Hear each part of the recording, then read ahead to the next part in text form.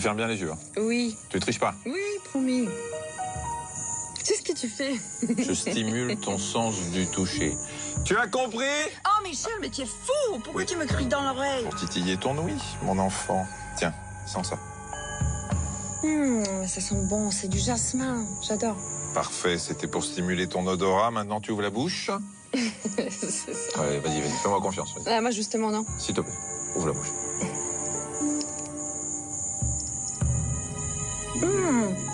Non, c'est bon, c'est un gâteau. Gâteau au chocolat. Parfait, c'était pour stimuler ton goût, mon enfant. Super bon, t'en as encore? Non, j'en ai plus, mais c'est rien à côté de ce que tu vas ressentir quand je vais stimuler un autre de tes sens. Ouvre les yeux. Ouais, qu'est-ce que je dois regarder? Ben moi. Non, c'est bien. Mais c'est un peu moins agréable que le gâteau. Je te remercie. Bon, dis donc, toi, tu vas m'amener en voyage pour tout m'expliquer sur nos 5 sens. Tu commences à bien me connaître. Mais tu sais, en fait, on parle de 5 sens, je t'en ai parlé là, mais il y en a plus que ça finalement. Ah oui, et on va où pour parler de tout ça? On va aller dans un pays où les parfums, les couleurs, les sons vont te faire tourner la tête comme jamais. Tu fais tes valises et je t'emmène en Inde.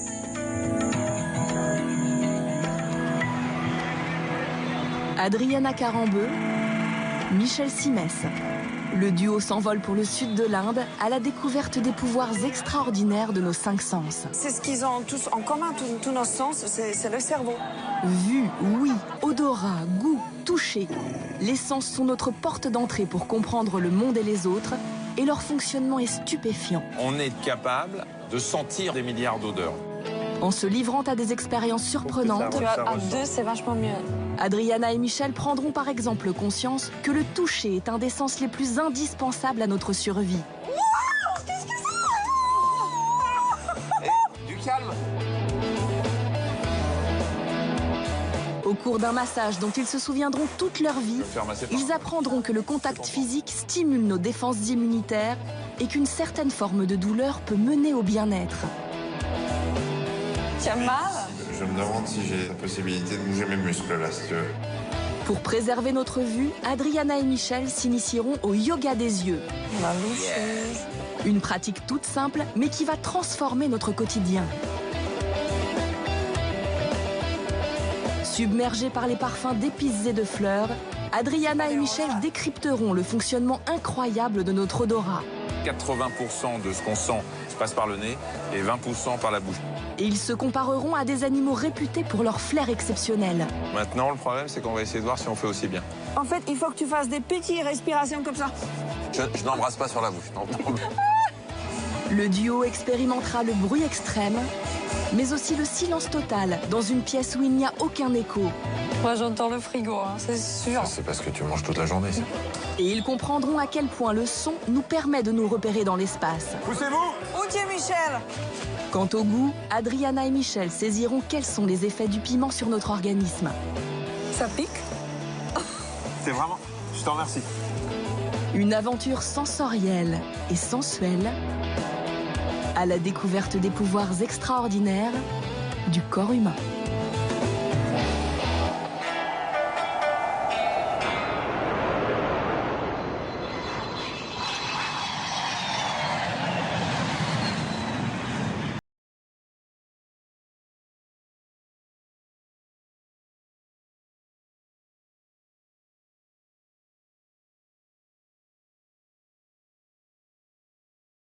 Après 11 heures de voyage, Adriana et Michel arrivent dans le sud de l'Inde, à Cochin. Seulement 4h30 de décalage horaire avec la France, mais c'est un autre monde qui les attend là.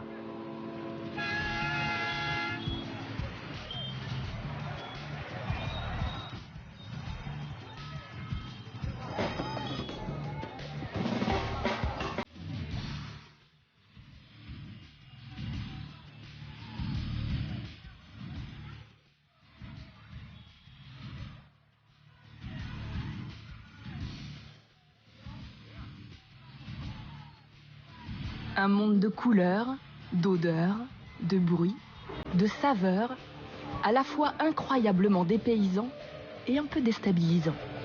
Mesdames, Je sais pas ce que c'est. Moi non plus. J'en voudrais un comme ça. Ouais. Merci.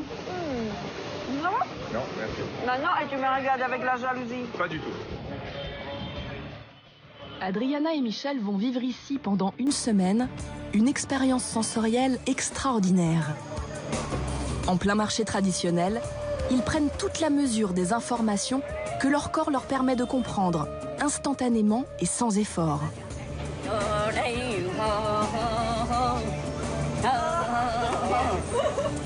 Mais tu vois toutes ces couleurs, toutes ces odeurs. Oh, c'est incroyable, j'ai l'impression que tous nos sens sont d'un coup éveillés. Ça, c'est bien l'endroit où on réveille tout ça, c'est ici. Mais alors, tu sais qu'on dit qu'il y a 5 sens, mais en fait, il y en a plus. Mais les 5 sens, c'est le goût. Non, attends, la vue d'abord. La vue, le goût, olfaction, Ouais. toucher et l'ouïe. Ouais, c'est ça. Voilà. Et ici, on entend plein de bruit dans le marché. On a, regarde, l'odorat. Tiens, vas-y. Ça, c'est donc des oignons. Tu devais les sentir. On a les couleurs. Regarde le rouge de ces tomates qui stimule notre vision. On a également le toucher. Ici, c'est celui du gingembre. Tu sais à quoi ça sert, le gingembre? C'est bon pour toi, je crois. C'est bon pour... on dit que c'est aphrodisiaque. Je sais pas si c'est pour moi ou pas, mais... Mais qu'est-ce que c'est un sens, vraiment? Alors, le sens, en fait, c'est ce qui nous permet de percevoir le monde extérieur. Et ce qui est incroyable, c'est que le cerveau, c'est une partie énorme qui est consacrée au sens. Si par exemple tu prends la vision, il y a près d'un tiers de ton cerveau qui est consacré uniquement à cette perception. C'est ce qu'ils ont tous en commun, tous nos sens, c'est le cerveau. Sans cerveau, on peut pas analyser, expliquer tous les stimulus. Ça c'est sûr, parce que tout arrive au cerveau dans les zones correspondantes aux stimulations et aux sens qui vont être excités. La question, c'est de savoir comment ça fonctionne. Et c'est sûr que le fonctionnement des sens dans notre organisme et notre cerveau est proprement fascinant.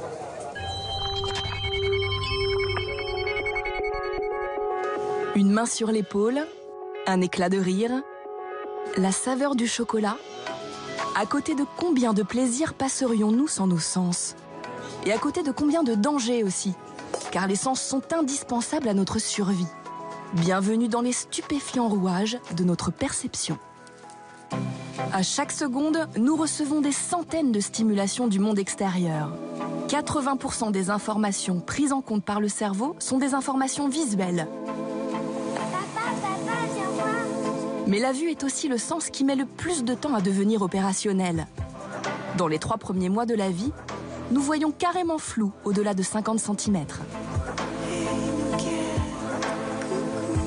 Heureusement, cela s'arrange ensuite. Et à partir de 12 ans, nous sommes théoriquement capables de voir net jusqu'à 5 mètres de distance. Théoriquement, parce que 2 Français sur 3 portent des lunettes ou des lentilles. Alors ce n'est pas si simple. Mais qu'on voit flou ou non, le principe de la vision reste le même. Pour voir, nous avons besoin de lumière. C'est la cornée, lentille transparente, qui focalise la lumière sur le cristallin qui fait la mise au point. La lumière traverse ensuite le corps vitré et elle atteint la rétine. La rétine est située au fond de l'œil. Elle est tapissée de neurones qu'on appelle les photorécepteurs. Ce sont eux qui sont capables de capter la lumière. Les signaux de ces récepteurs transitent ensuite le long du nerf optique pour que le cortex occipital, à l'arrière de notre cerveau, forme l'image. Les sondages révèlent que les Français considèrent la vue comme le sens le plus important. Pourtant, on peut s'en passer. En revanche, imaginez si vous étiez privé du toucher. C'est le sens le plus indispensable à notre survie. Il nous permet le contact physique avec l'environnement et fonctionne comme un système d'alarme. Encore plus étonnant, le toucher par l'intermédiaire des câlins est bénéfique pour notre santé. Il stimule nos défenses immunitaires. Notre corps se défend mieux contre les agressions. Chez les petits, le contact physique permet au cerveau de se développer harmonieusement.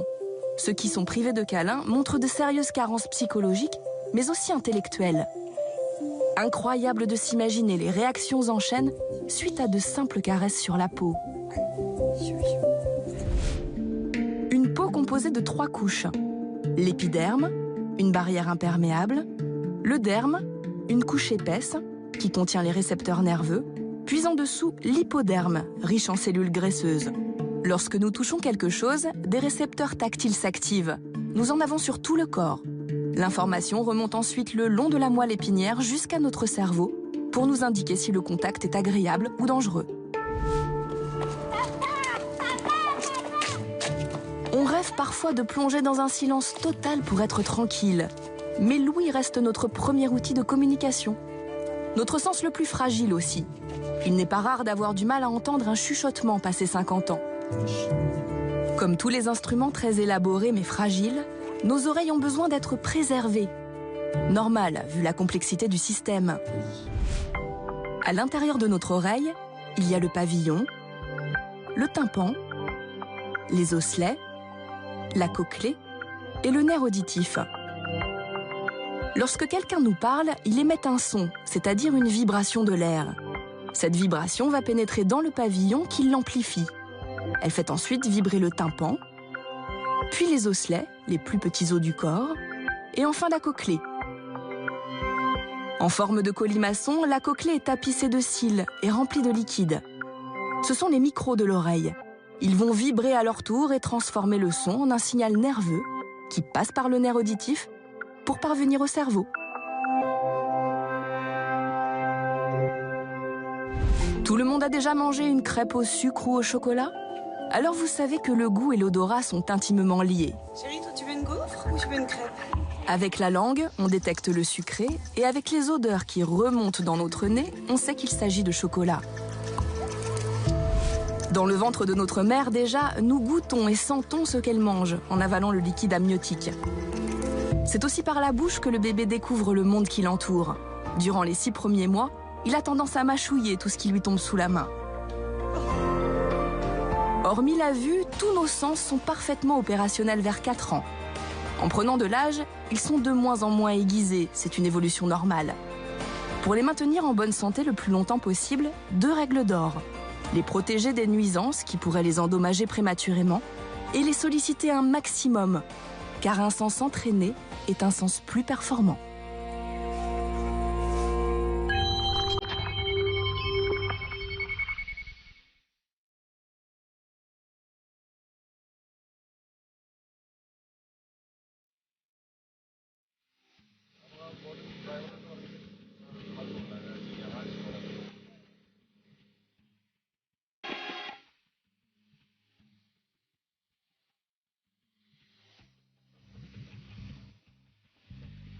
Retour à Cochin, dans le sud de l'Inde. Il est 9 h du matin, l'heure pour les enfants de se rendre à l'école. Ici, les bus scolaires sont remplacés par des bateaux-navettes. Il fait déjà 30 degrés, davantage en plein soleil. Un vrai danger pour notre peau. Et la peau, c'est l'organe du toucher, un sens indispensable à notre survie. Tu vois, ce qui est pas bête, c'est que les enfants, là, ils sont protégés du soleil. Parce qu'il fait très chaud déjà, ça tape beaucoup.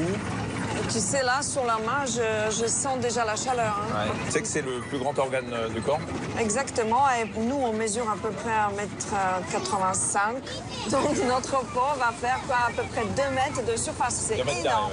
Ouais. Et ça pèse beaucoup, ça pèse 5 kg à peu près. 5 kg. Si on t'écorchait complètement, tu pèserais 5 kg de moins. Mais je sais que le poids n'est pas important pour toi, mais il faut quand même le savoir. Si tu n'avais pas de peau, tu pèserais 5 kg de moins. C'est un organe qui est tellement incroyable, tu n'as pas un tissu comme ça. C'est un tissu qui est à la fois extensible, étanche, et nous protège déjà contre les chocs, contre les micro-organismes, toutes les maladies. Et puis contre les rayons UV. Ouais, ça, bon. C'est énorme. Est-ce que tu as mis ta crème solaire? Oui, j'ai mis ma crème solaire parce que ça cogne. Et ça, il faut se le répéter sans arrêt. C'est un organe extraordinaire, mais il faut le protéger. Et si tu laisses les UV le pénétrer, là, tu peux avoir de gros problèmes de peau et puis, bien sûr, le cancer de la peau. Donc, c'est un organe qu'il faut vraiment protéger. Protéger sa peau, cela veut dire mettre une crème solaire forte, avec un indice 50, ce qui n'a jamais empêché personne de bronzer. C'est surtout le cas à la mer ou au ski, car la neige renvoie 85% des rayons du soleil, et en altitude, les rayons ultraviolets sont beaucoup moins filtrés par l'atmosphère.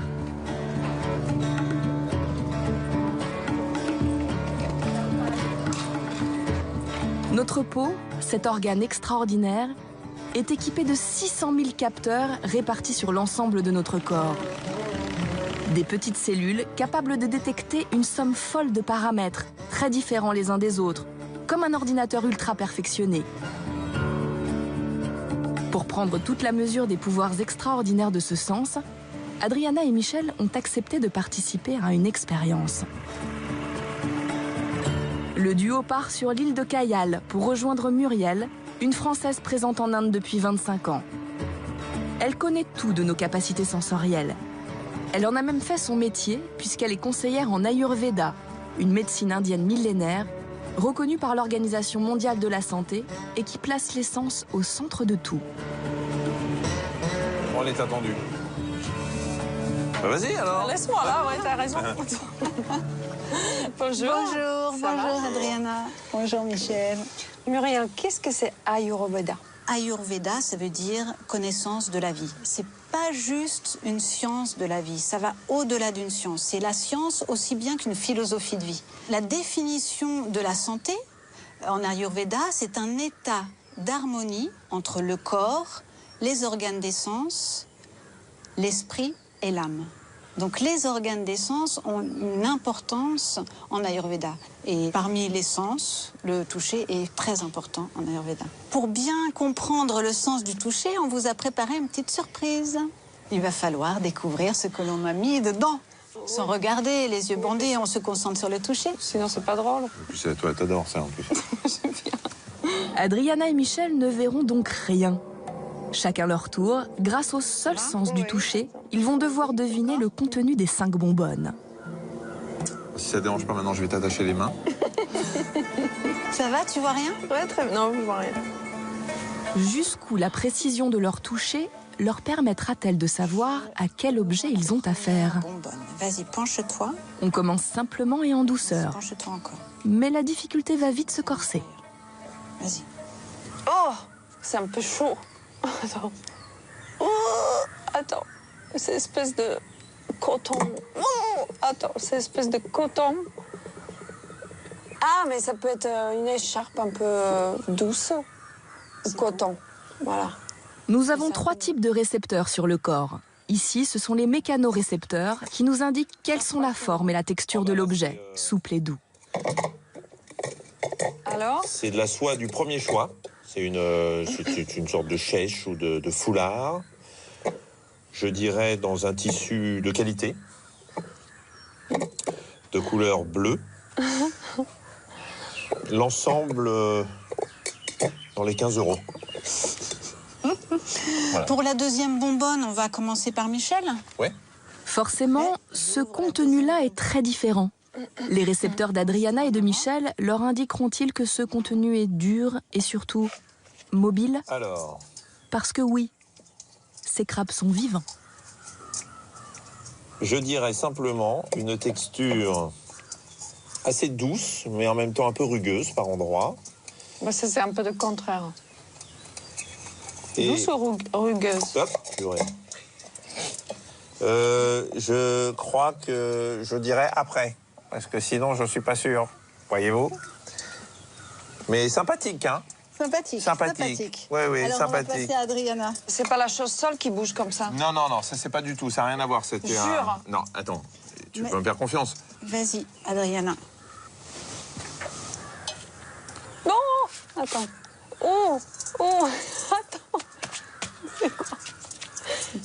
T'es con, quoi, ça bouge. Attends, tu me parles pas sur ce ton. Ça bouge tout seul. Tu ne me parles pas sur ce ton. Regarde. Ça va pas bien, ça bougeait. Mais non. Mais si! Mais non. Attends. Tu as cru. C'était moi, Adriana, c'était moi. Tu avais la main à côté du bocal. Du calme. Tout va bien se passer. Là, c'est dur. C'est agréable au toucher, c'est Non, un peu rugueux. dur. Ouais. Wow, qu'est-ce que Et du calme. c'est atroce. Moi, je pense que c'est le corps, les ossements d'un crabe ou... Mort. Bien sûr. Ouais, ben non, je crois qu'il était vivant. Je pense que c'est un crabe vivant. On verra tout à l'heure après. Alors, Adriana. Sinon, il bougerait pas s'il était mort. Ouais, et comment je pourrais te faire confiance dans la future, juste? Dans la future, je sais pas, mais peut-être dans l'avenir. On passe à la troisième bonbonne? Allez, c'est parti. L'expérience se poursuit avec des grosses crevettes fumantes. Oh, c'est chaud. Oui, c'est chaud. Un tiers de nos 600 000 récepteurs sert à la détection de la température. Ce sont les thermorécepteurs. Non, je peux pas faire en fait cet exercice. Mais tu sais, tu me fais peur, je vais tomber dans l'eau. Hein. Je peux pas. Je dirais du poisson, cuit. Puis c'est au tour du yaourt, liquide et froid. Tu sais à quoi je pense? À du yaourt. Si Adriana crie autant, c'est parce qu'elle a été traumatisée par son contact avec les crabes vivants. Et c'est ce qui arriverait à tout le monde. Mais arrête, il y a du monde. Dans son cerveau, les amygdales, ces deux petits noyaux, sont entrés en action pour déclencher la peur. La sensation ressentie a été enregistrée par l'hippocampe, la partie qui gère nos souvenirs. Chaque fois qu'Adriana remettra sa main dans une bonbonne, son cerveau redéclenchera la peur. Tu pleures ou quoi? Le premier, pourtant, t'as mis les mains dedans sans aucun problème. C'est toi. Et c'est à cause de moi, d'accord. Ok. Vas-y, vas-y. C'est pour rien. J'ai rien fait. Il n'y a rien dedans méchant. Et voilà ce que c'est, crabe. Pour la dernière bonbonne, je vous propose de le faire ensemble. Oui. Hein, ce serait peut-être pas mal. Et cela vaut mieux vu ce que la dernière bonbonne contient. De charmants vers de terre, Alors, bougez bien pas. visqueux. Non, bouge pas. Vas-y. C'est complètement fort. C'est horrible. Mais arrête, mais tu me fais mal. Et tu me griffes en plus. Pardon, mais il y avait des ailes. Il y avait des ailes. Attends, on va en prendre un. Pardon. Il y avait des ailes un peu secs. Vas-y, donne ta main. Donne ta main. Dans la... Qu'est-ce que tu fais? Pourquoi tu l'as sorti? Voilà. Où elle est? C'est ta main, ça? Ah, mais c'est la terre. Mais non, c'est pas de la terre. Mais non, viens. Attends, mouillée. La terre mouillée. Tiens, vas-y, touche. Ouais. Voilà, tout va bien. C'est des pâtes, comme des spaghettis, ou sinon c'est le vers de terre. Écoute, riche pas. À mon avis, c'est le vers de terre. Ne crie pas. C'est le vers de terre. Oui, c'est ça. C'est le vers de terre parce qu'il a bougé. Est-ce que vous avez un 15 ici dans la région qu'on peut appeler? Ça va Non pas être facile là en bateau. Le seul sens du toucher d'Adriana et de Michel leur a permis de reconnaître des formes, des textures, des mouvements, du chaud, du froid. Une vraie performance, possible grâce aux 2500 récepteurs par centimètre carré que nous possédons tous sur la pulpe de nos doigts. Les récepteurs qu'on a sur les mains, ils sont capables de sentir la différence entre des choses qui sont écartées de 2 mm. Ça veut dire si je te pique avec une épingle, espacée de 2 mm, tu vas le reconnaître que c'est 2 piqûres. Je vais reconnaître 2 piqûres, alors que sur les pieds, il faut un espacement de 7 mm. Ce qui prouve qu'il y a une vraie différence de sensibilité. C'est les mains, les pieds, la bouche et la langue. Voilà. Les plus sensibles, les parties les plus sensibles du corps. Et c'est ce qu'on appelle l'homonculus. L'homonculus, c'est la représentation en volume des parties de notre corps en fonction de leur sensibilité. Plus c'est sensible, plus c'est représenté en gros. C'est pour cela que ce curieux bonhomme a une grosse bouche, de grosses mains et de gros pieds. Tu peux m'expliquer comment c'est possible que, grâce au toucher, je peux deviner la forme d'un objet? Ma peau est carrément intelligente. Oui, alors pendant très longtemps, on s'est dit que ces récepteurs, ils envoyaient des informations au cerveau et que le cerveau devait se débrouiller avec. Et l'analyse? Il analysait, il faisait le ménage et puis il disait, ah bah voilà, en fait, c'est un crabe, c'est un truc en 3D, voilà, etc. Et aujourd'hui, des études montrent que les récepteurs qu'on a sont beaucoup plus intelligents et qui seraient capables eux-mêmes d'analyser dans 3 dimensions ce que tu es en train de toucher, et ensuite ils enverraient l'information au cerveau. Et ce qui est extraordinaire aussi avec le toucher, et ce qu'on ne sait pas beaucoup, c'est que c'est le premier sens qui apparaît chez le fœtus. Donc dans notre vie, c'est le premier sens qui apparaît. À 6 semaines, tu te rends compte, il commence de bouger sa petite bouche. Et c'est aussi le dernier sens qui disparaît juste avant la mort. T'as bouclé.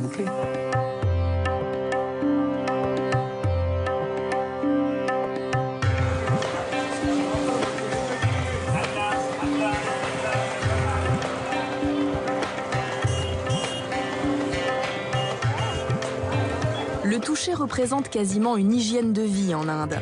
Très petits, les bébés se font masser. On sait d'ailleurs que masser chaque jour un enfant prématuré lui permet de prendre du poids plus rapidement. Les adultes aussi pratiquent beaucoup les massages. Un paradoxe par rapport à la pudeur dont ils font preuve dans la rue, où l'on ne remarque quasiment aucun contact. Michel, qui souffre d'une douleur à la cuisse gauche depuis quelques jours, a bien envie de tester les massages locaux. Muriel l'emmène avec Adriana dans un centre spécialisé.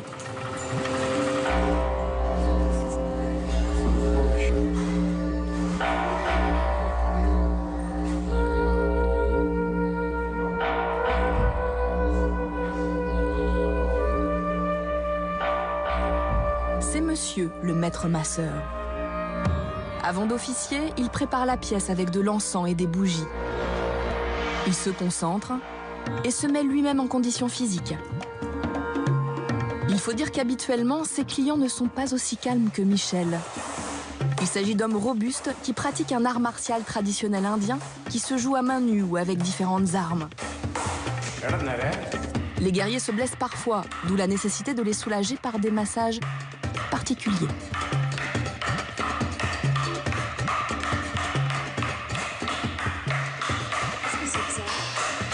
Ici, nous sommes dans une école de l'art martial du Kalaripayat. Ils s'entraînent depuis qu'ils sont très petits, très tôt le matin, plusieurs heures par jour. Et leur maître est un gurukul, celui... Le monsieur en blanc? Exactement. Ils se font pas mal? Si, ça arrive qu'ils se fassent mal. C'est pour ça qu'ils ont développé une forme de massage qui leur est très particulier. Tu avais pas mal aux cuisses tout à l'heure? Bah écoute, ça va mieux là. Ceci, comme je vois pas de masseuse, c'est thaïlandaise. Ah non. C'est quoi comme massage après? C'est un massage douce pour enlever la douleur ou c'est quoi? On n'est pas vraiment dans la douceur là, on n'est pas dans les formes. On va plutôt aller en profondeur. Et désolé, dans la tradition indienne, les femmes massent les femmes et les hommes massent les hommes. D'accord, donc pour mes douleurs de cuisse, je vais me faire masser par un homme. Absolument. Très bien. Par le maître. Par le maître en plus lui-même? Ouais. Super, je suis content.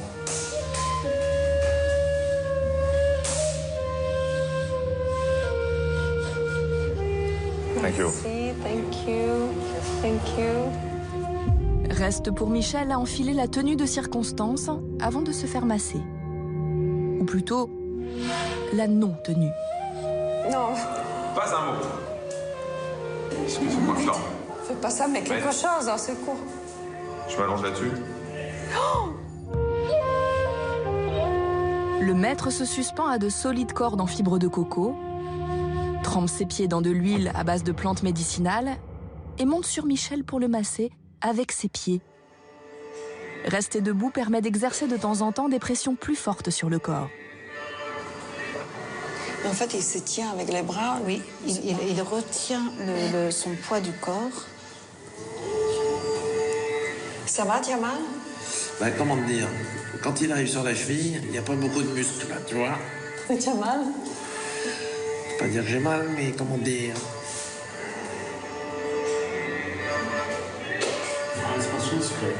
Ouais. Mets tes bras devant. Ils sont pas avares pour l'huile, hein. Pour l'instant, c'est un massage dynamique, disons. C'est comme si il faisait ça avec ses mains, mais qu'il avait de très très grandes mains. Ouais. Mais peut-être que ça va t'aider de soigner la douleur que tu as aux cuisses. Pourquoi il veut que je lui tienne la cheville, je te prie? Pour que le bras ne bouge pas. Ah oui. Non, mais il a le pied très agile. Hein. Ah, il a failli tomber. Là. Par ce massage, en apparence bien moins agréable que ceux que nous connaissons, Michel va nous permettre de comprendre en quoi une certaine forme de douleur peut parfois mener au bien-être. Il va me marcher sur le ventre, là, c'est ça? Oui. Super.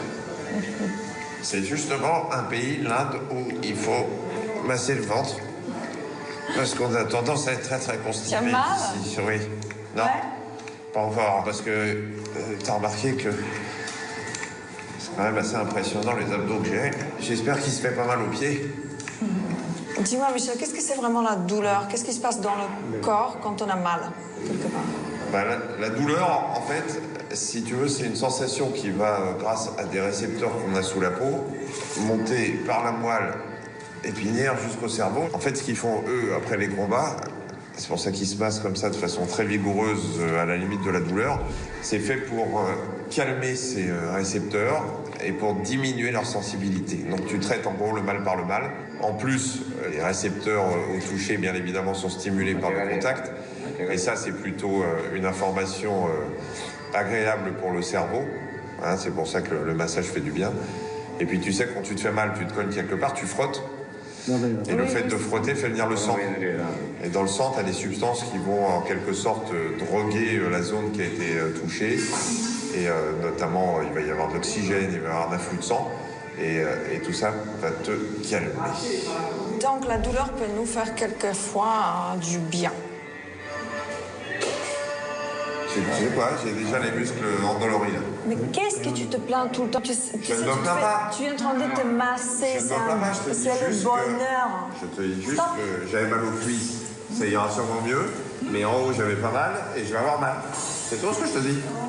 Mais je suis content d'être là. Je me demande si j'ai la possibilité de bouger mes muscles là, si tu veux. Laissez-moi dormir.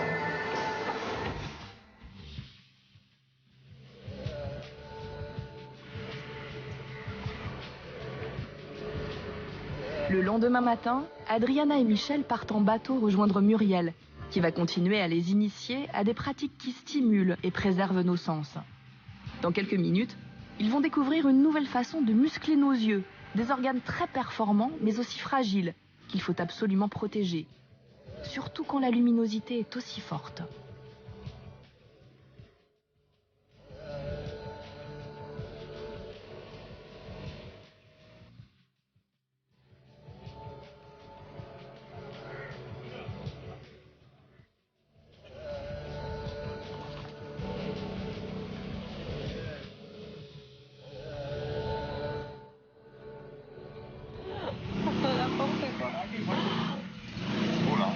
Tu vois, je viens de faire à l'instant ce qu'il ne faut jamais faire.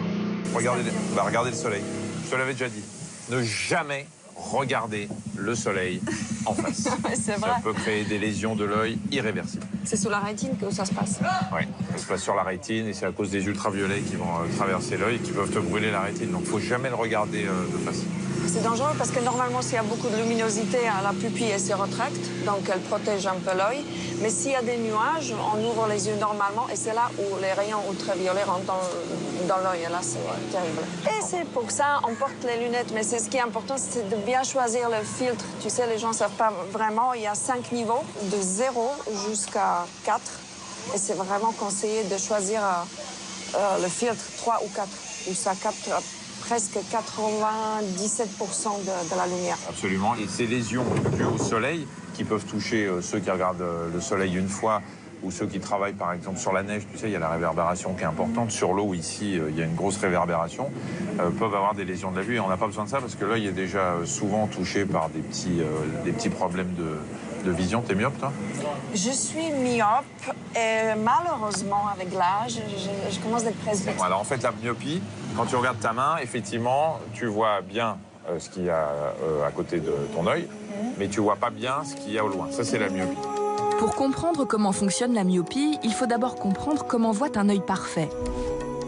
Les rayons lumineux entrent dans l'œil par la cornée, la pupille et le cristallin. Le cristallin modifie sa courbure pour que les rayons convergent tous sur la rétine. La vue est alors nette. Dans le cas des myopes, le globe oculaire est plus allongé et les rayons convergent en avant de la rétine. C'est ce qui provoque la vision floue de loin. Avec la presbytie, tu vois mal ce qui est près, c'est pour ça que tu as du mal à lire. Il faut allonger le bras, mais tu n'as pas trop de problèmes pour la vision de loin. Et effectivement, la presbytie, elle est souvent liée à l'âge et à un vieillissement de l'œil. Donc tu l'as, bien évidemment. Donc moi, je ne l'ai pas encore, parce que je suis plus jeune que toi, mais ça va venir. Dans ce cas, c'est l'inverse de la myopie. Les yeux des presbytes font converger les rayons lumineux en arrière de la rétine à cause d'une fatigue du cristallin qui a perdu sa souplesse et qui ne parvient plus à adapter sa courbure en fonction de la lumière. La vue est floue de près et nette de loin. À l'inverse, il existe des surdoués de la vision, en particulier dans le monde animal.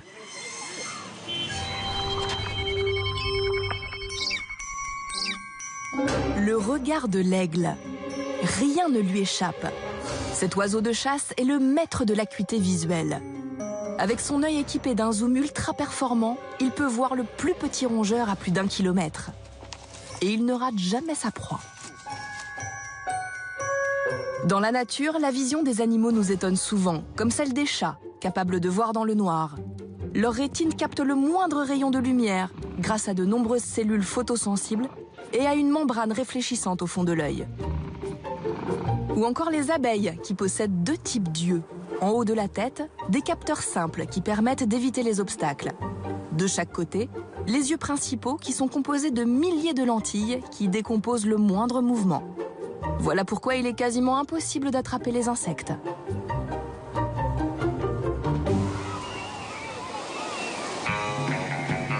Mais chez les humains aussi, il y a des champions de la vue.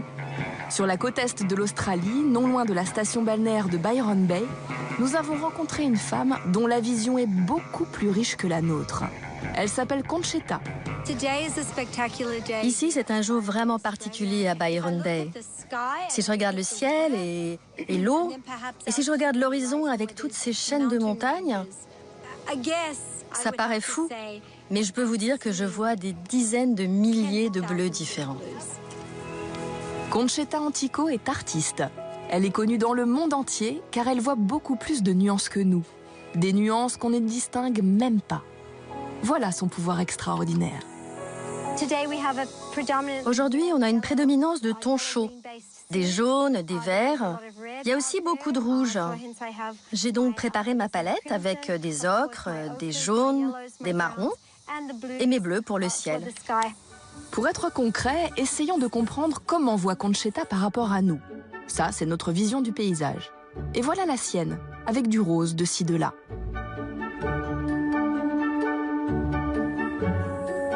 Mais qu'a-t-elle de plus que nous? Pour le comprendre, il faut d'abord saisir que la vision des couleurs est essentielle à notre discernement, comme l'explique le docteur Led, ophtalmologiste. La couleur va être un plus parce que ça va permettre de discriminer tout ce qui nous entoure de façon rapide. Quand on a besoin de voir sur une table, il y a plusieurs objets, on va être guidé par la forme, bien sûr, mais la couleur peut être un guide. J'aime bien prendre cet exemple. Si on est dans une prairie au printemps, tout est vert, et puis il y a une petite fleur qui va être rouge. Ce rouge va nous sauter aux yeux, et on va tout de suite aller pouvoir récupérer cette fleur. C'est sûr qu'en noir et blanc, c'est moins évident. En fait, nous percevons les couleurs grâce à des capteurs photosensibles qui tapissent par millions le centre de la rétine. Ce sont les cônes. Ils reçoivent la lumière et la traduisent en couleurs. Nous possédons 3 types de cônes, les rouges, les verts et les bleus. On dit que nous sommes trichromates. C'est à partir de ces 3 dominantes que notre cerveau génère toutes les couleurs que nous voyons. Conchetta, elle, dispose d'un type de cône supplémentaire, les jaunes. On dit qu'elle est tétrachromate. Sur ce nuancier d'une 50aine de verts, par exemple, nous allons mettre du temps à classer les couleurs de la plus claire à la plus foncée. Et nous aurons même parfois du mal à les distinguer les unes des autres. Pour Conchetta, c'est un jeu d'enfant. Elle perçoit même des nuances que nous ne voyons pas du tout. Sa perception du monde en est parfois déconcertante. Dans les ombres, je vois des bleus et des violets. Les gens seraient vraiment surpris d'apprendre qu'il y a autant de roses dans l'herbe. Mais il est bien là. Le pouvoir extraordinaire de Conchetta est dû à une anomalie génétique, découverte par la recherche il y a seulement 6 ans. Elle fait partie des 2 seuls cas de tétrachromatie avérés dans le monde. Mais le phénomène, qui ne touche que les femmes, pour des questions de chromosomes, pourrait concerner 12% d'entre elles. Alors sans être tétrachromate, pouvons-nous tout de même améliorer notre vision des couleurs? Conchetta, qui est professeure d'art, en est convaincue. Tout le monde peut voir plus de couleurs. Mes étudiants peuvent en témoigner. Je leur ai montré un monde qu'ils ne percevaient pas. J'en suis convaincue. Le commun des mortels est capable de voir jusqu'à 1 million de couleurs. Moi, j'en vois 100 fois plus. Mais mon goût pour les couleurs, l'enseignement et l'art m'ont permis de transmettre cette aptitude à des milliers d'étudiants. Allez, un conseil pour affiner notre vision des couleurs, consommer beaucoup de vitamine A, des carottes par exemple, et surtout, passer du temps à observer les couleurs dans la nature, dans les musées. Nous parviendrons peut-être alors à percevoir un monde encore plus coloré.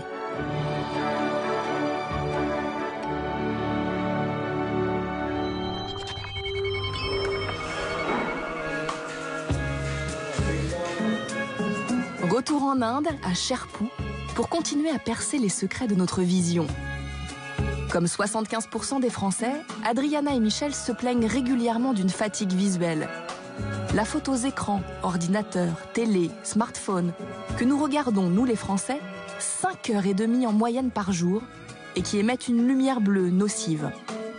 Ils rendent aussi nos yeux paresseux à force de tout regarder de près. Qu'est-ce que c'est cet endroit? Hello. Adriana et Michel rejoignent Muriel, ainsi qu'un grand maître de yoga, dans un centre de médecine ayurvédique, pour découvrir une pratique qui va tout simplement changer leur vie. Ils vont apprendre à détendre les muscles de leurs yeux. Muriel, mes respects. Bonjour. Bonjour. Bonjour Adriana. Michel. Bonjour Adriana, enchantée. Et ici, on fait quoi en fait? On vient faire une sorte de cure de médecine. Oui, c'est vraiment un lieu de traitement, de soins traditionnels en Ayurveda. Et il se trouve que le yoga est en complément de l'Ayurveda. Est-ce qu'il est médecin dans ce que nous on entend par le terme de médecin Non, ce n'est pas un médecin, mais il travaille en relation avec des médecins. Selon ce que le médecin va lui dire de la pathologie de la personne, il va adapter ses soins, ses postures.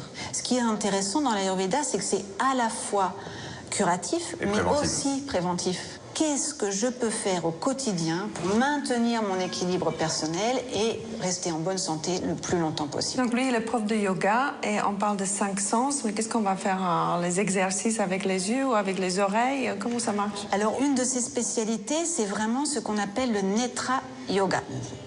Le yoga des yeux. Des yeux? Des yeux. Ah! Quand on a des problèmes de vue en France, on va consulter. En Inde, les exercices que vont faire Adriana et Michel font partie d'une hygiène de vie quotidienne.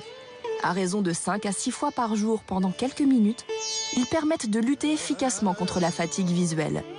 Et vous allez voir, ils sont pourtant d'une étonnante simplicité. Avec ces exercices, on gagne en flexibilité musculaire. En gagnant en flexibilité musculaire, on améliore la force des muscles. Quand on parle des muscles de l'œil, il y a 2 types de muscles dans l'œil. Il y a les muscles qui sont à l'extérieur de l'œil et qui nous permettent de faire les mouvements en haut, en bas et sur les côtés. Et il y a les muscles intérieurs, les muscles internes qui, eux, permettent au cristallin, à la lentille, de bien bouger, qui permettent à la pupille de se rétracter en fonction de l'intensité lumineuse ou de s'ouvrir. On a tout un tas de muscles à l'intérieur. C'est ces 2 types de muscles qu'on va travailler. Alors, selon ce que l'on veut faire travailler, on va choisir différents types d'exercices. Là, c'est pour les muscles externes. Tout d'abord, joignez vos jambes et mettez les bras le long du corps. Restez bien droit en vous relâchant, d'accord? Regardez droit devant. Et doucement, bougez vos yeux vers la gauche. Doucement, vers la gauche. Puis, lentement, revenez au centre. Puis allez vers la droite, doucement. Essayez vous aussi.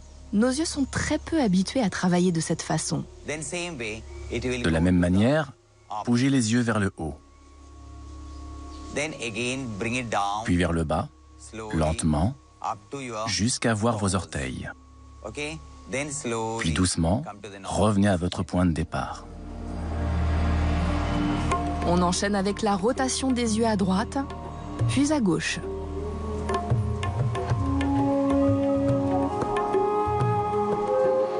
Pour exercer cette fois les muscles internes de l'œil, voici le meilleur mouvement. On fixe notre pouce et on l'approche de notre nez. Cela permet d'exercer la convergence. En d'autres termes, cela fait loucher. Et aussi étonnant que cela puisse paraître, loucher volontairement, cela fait du bien. On a tendance à ne plus savoir le faire quand on est trop fatigué visuellement. L'exercice se termine par une friction des mains qui provoque de la chaleur et donc une détente au niveau des paupières. Muriel, ce yoga des yeux qu'on fait, finalement, en Occident, on appelle ça l'orthopsie. C'est les exercices d'orthopsie que font des spécialistes pour justement remuscler les yeux. Cette première partie d'exercice concerne effectivement les muscles internes et externes et ressemble beaucoup à ce qu'on appelle l'orthopsie. La deuxième partie des exercices fait intervenir l'ensemble du corps et vise à prévenir les maux de tête dus à la fatigue visuelle. Assis, on bascule la tête d'arrière en avant. Le dos bien rond, on attrape ses pieds, puis on relève les fesses pour s'incliner vers le sol. Puis étirez votre cou, inspirez, puis expirez et revenez à la position de base. On peut sentir que la circulation sanguine afflue dans votre tête, vers les yeux, vers le cerveau. Si tu fais ces exercices tous les jours, tu rajeunis ton système nerveux. Tu dilates tes vaisseaux qui arrivent aux yeux, alors cela permet d'éviter les maux de tête liés à la fatigue visuelle, comme les migraines et ce genre de choses. Merci beaucoup pour cette initiation au yoga. Je me sens déjà beaucoup mieux, toi aussi. Moi, j'adore, mais je le fais, moi. Là, on a fait des exercices pour mieux voir, pour rafraîchir nos yeux, comme on nous disait. Tu te souviens ce qu'on avait fait quand on voyait plus du tout, et dans des situations un petit peu, un petit peu coquin. You know, Adriana, remember.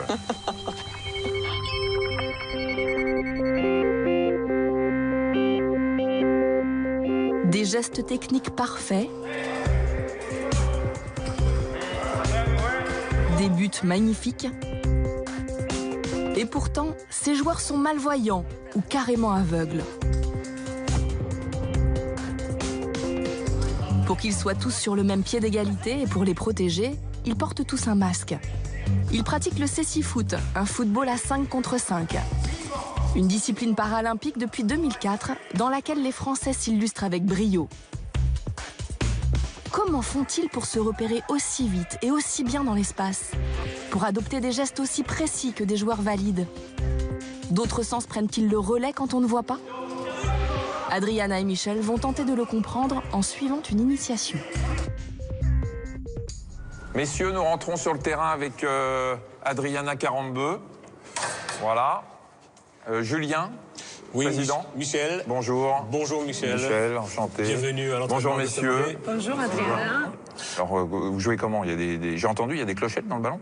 Le ballon est sonore avec des petits grelots à l'intérieur pour qu'on puisse l'entendre puisqu'on n'a pas l'usage de la vue. Et qu'on joue exclusivement grâce aux oreilles, il faut qu'on s'appelle, qu'on se repère, qu'on arrive à jouer au foot et surtout à marquer des buts. Et comment vous savez que c'est vos partenaires et pas l'adversaire qui vous dit oui, oui, je suis là?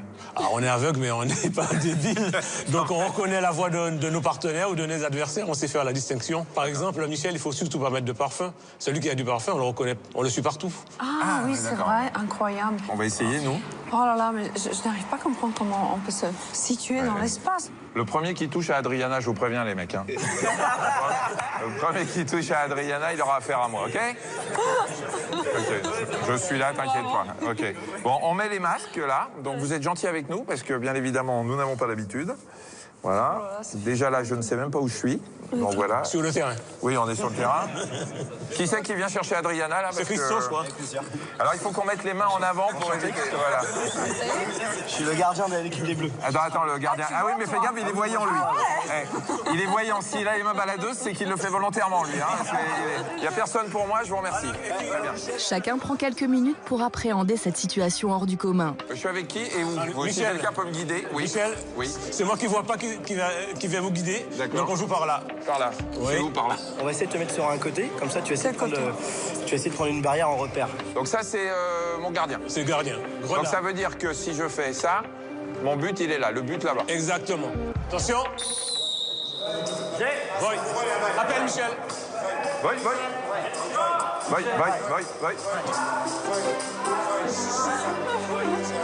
Qu'est-ce que je fais? Oui, je vais. Fabrice, t'es où? Michel. Avance. Poussez-vous. Où tu es, Michel? Dans les buts, des gardiens voyants. Laissez-moi le ballon. Derrière les buts, des guides, voyants eux aussi, qui aident les joueurs à se positionner dans l'espace en leur parlant pendant le match. Et en plus, il faut crier « voy » quand on avance. Ça veut dire « je viens » en espagnol, pour que les autres ne leur rentrent pas dedans. Cela fait beaucoup de nouvelles informations à intégrer.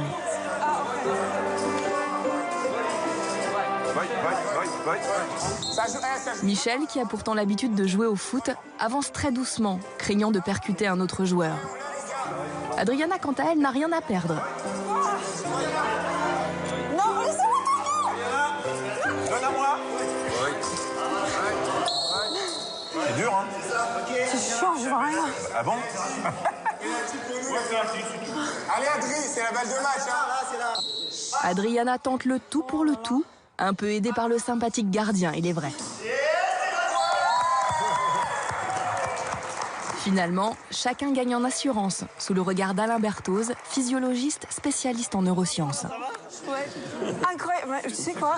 J'ai l'impression qu'on n'a pas joué avec les jambes, mais avec la tête. Bonjour. Bonjour Alain. C'est impressionnant. Nous, on était complètement perdus. C'est-à-dire que on avait beau avoir les partenaires, le bruit du ballon. D'abord, on avait un nombre de stimuli auditifs très perturbants. C'est ça. Je crois que vous avez l'habitude et vous arrivez à distinguer le bruit du ballon, le bruit du guide, le bruit des partenaires et des adversaires. Alors que nous, c'est un brouhaha. Hein, Et puis de repérer vraiment les sons avec une précision. Parce que dans la vie, si on voit, on n'a pas vraiment besoin. On se retourne, on voit tout de suite. Mais qu'avec les oreilles, c'est pas précis, quoi. Quand je tirais mon penalty, que j'ai pas loupé. Tu l'as réussi? Ouais. T'as marqué un but? Grave. C'était qui le goal? Je sais pas s'il y avait un gardien, mais je pense qu'ils l'ont sorti, ouais. Pour voir la distance des deux poteaux, c'est presque impossible, quoi. Mais vous n'aviez pas l'air complètement désorienté non plus, puisque vous avez quand même réussi à tirer et à marquer des buts. Mais c'est parce qu'en plus des 5 sens, quand on n'a pas la vision, on utilise d'abord un capteur qu'on a dans l'oreille interne, qui s'appelle les capteurs vestibulaires, qui mesurent les mouvements de la tête et qui permettent de contrôler la posture, l'équilibre. Ouais, le système vestibulaire, j'aime bien la ramener de temps en temps. Hein, parce que vous êtes bon en foot, mais moi, ma spécialité, c'est le système vestibulaire. Alors, le système vestibulaire, en gros, on en a un dans chaque oreille, c'est l'oreille interne, on en a un à chaque côté, avec 3 canaux dans les 3 directions de l'espace, les canaux semi-circulaires, dans lesquels il y a une sorte de liquide, de gel, qui lui-même fait bouger. Il y a des petits cristaux, il y a des petits cils à la surface des cellules, et à chaque mouvement de la tête dans l'espace, d'une certaine façon, qu'on accélère, qu'on recule, qu'on tourne la tête à droite ou à gauche, eh bien ces cristaux vont entraîner une stimulation des cellules, un influx nerveux qui va arriver dans le cerveau, qui va donner l'information. Et il faut bien évidemment que les deux côtés donnent la même information au cerveau. Si on a une oreille interne qui ne marche pas, effectivement, au début, le cerveau il est un peu perturbé et on n'a plus l'équilibre. Mais il sert aussi à savoir où on est. Par exemple, si je vois le ballon ici, si je commence à marcher comme ça, en fermant les yeux, vous voyez, je reviens à peu près au même ballon. À peu près. À peu près, ouais.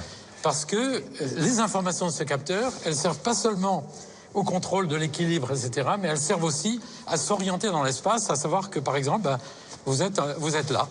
Ouais. Et ça en coopération avec des capteurs aussi qu'on a dans les muscles et dans les articulations, ça s'appelle la proprioception. La proprioception nous permet des aptitudes bien utiles au quotidien. C'est en partie grâce à elle que nous restons en équilibre et que nous nous repérons dans l'espace. Michel, quand on est non-voyant, est-ce que c'est d'autres sens qui prennent le relais par rapport à ça, ou c'est le cerveau qui gère autrement? Comment ça marche? Non, quand on est non-voyant, en fait, comme la partie responsable de la vision ne sert à rien, c'est la partie qui est derrière, c'est la partie occipitale, on a d'autres circuits qui se mettent en route, et cette neuroplasticité, c'est la faculté qu'a le cerveau à remplacer des zones inutiles par des zones qui vont se développer par rapport à toi. Par exemple, quand on parle du braille, à chaque fois on cite l'exemple du braille, toi tu es incapable avec l'index de voir les différences sur un texte en braille. Les non-voyants, à force d'apprentissage, ont développé la sensibilité de la pulpe de l'index, par exemple, ce qui fait que cette représentation dans le cerveau est 10 fois plus grande que la tienne. Moi, j'ai cru qu'on avait 5 sens, mais c'est pas du tout vrai. On a 6 ou 7, voire plus, non? Ben oui, en plus des 5 sens traditionnels, on a des mesures du mouvement de la tête. Du mouvement, donc c'est 6. En plus, on a des capteurs dans les muscles qui mesurent la longueur et la vitesse d'étirement des muscles. Donc on a plus que 5 sens. Moi j'ai le sens de l'humour aussi. Ah, voilà. Eh ben non. Si vous pouvez rire, s'il vous plaît. Merci. Okay. Je voudrais bien faire un match. Alors maintenant, ce que je vous propose, c'est que vous mettez vos masques, ou pour ceux qui veulent, et moi, je n'en mets pas. D'accord? Parce que je fais un peu les boules. Ça va dire. Adriana, tu mets pas ton masque? On va faire un petit match. Non, moi, j'étais bien. Moi, j'étais bonne. J'ai marqué, moi. Finalement, quel que soit le sens concerné, notre acuité dépend essentiellement de notre entraînement. Comme pour nos muscles, finalement. Plus on travaille nos sens, plus ils deviennent performants. Retour en Inde, dans la ville de Trishur.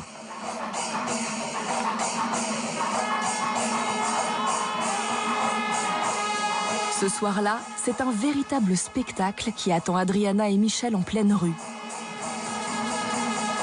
Comme chaque année depuis 1000 ans, une fête typiquement hindouiste a lieu, une des plus belles de l'Inde.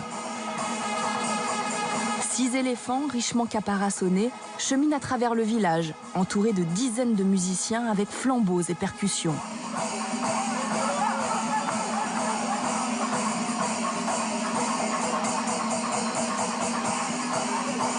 Une procession impressionnante qui sert à honorer les divinités qui veillent sur le village.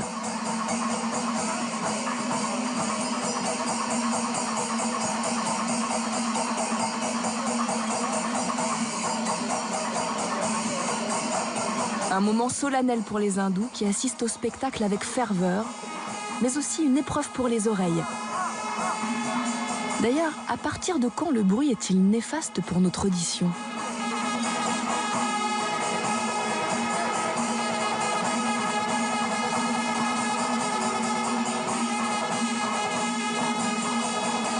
J'ai un décibelomètre là, en plein milieu, on était à plus de 90 décibels. Tu sais, c'est l'unité de mesure. C'est l'intensité du bruit, c'est tout. Là, c'est un bruit qu'on connaît parce que c'est des cymbales ou des tambours. Ben justement, c'est ça ce que je voulais savoir. Comment est-ce possible qu'avec ces bruits, je te capte et je reconnais le langage, je peux différencier les mots? Si tu es dans une ambiance où il y a du bruit, mais que tu arrives quand même à percevoir, ton cerveau, il va inhiber tout le reste et il va entendre Adriana, surtout si c'est prononcé par quelqu'un que tu connais. Parce que là, c'est le facteur émotionnel. Tu vas dire, ah oui, c'est quelqu'un, je cherche. Et là, c'est toute l'extraordinaire capacité du cerveau à inhiber tout ce qui va te gêner pour reconnaître un peu les bruits que tu vas entendre. Et à partir de combien de décibels on peut se faire mal aux oreilles, vraiment? On dit qu'à partir de 100-110 décibels, 100 décibels, c'est un marteau-piqueur à 2 mètres.